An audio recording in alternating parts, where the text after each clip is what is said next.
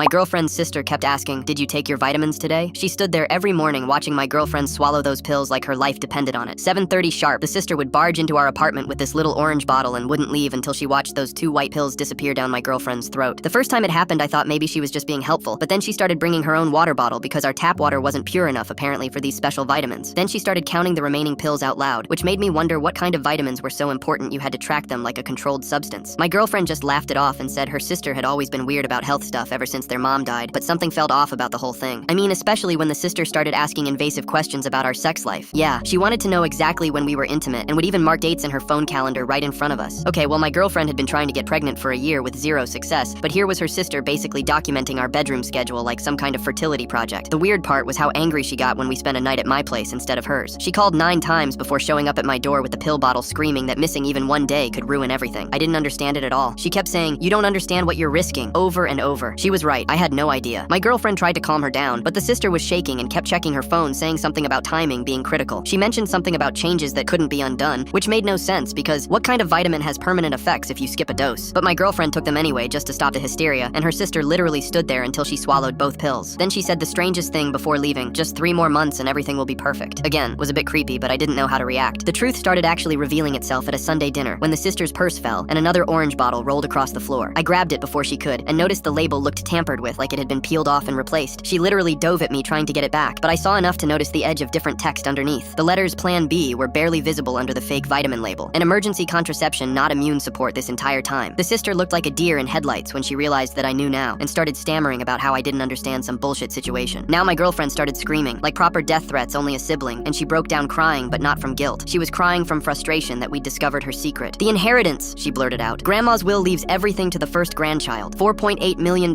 in property and trust funds, but only for the first baby born." Then she pulled out her phone and showed us an ultrasound image. She was 14 weeks pregnant while she'd been secretly destroying my girlfriend's chances for 2 years. She was racing unborn babies. She'd been giving my girlfriend Plan B every single morning while turbocharging her phone fertility to win the inheritance. The situation was so unreal. 2 years of daily Plan B had probably destroyed my girlfriend's reproductive system forever, but the sister just shrugged like it was nothing. But get this, then the grandmother walked in looking healthier than I'd ever seen her. The terminal cancer diagnosis was a lie she'd spread to test her granddaughters after all. She knew about the pills the whole time because the sister had been stupid enough to buy them using the grandmother's credit card. She'd been documenting everything and wanted to see who would fight dirtiest for the money. The grandmother sat down and calmly said the real inheritance was going to their cousin in Portugal, who already had 3 kids and never asked for anything. Everybody started crying and laughing at the same time.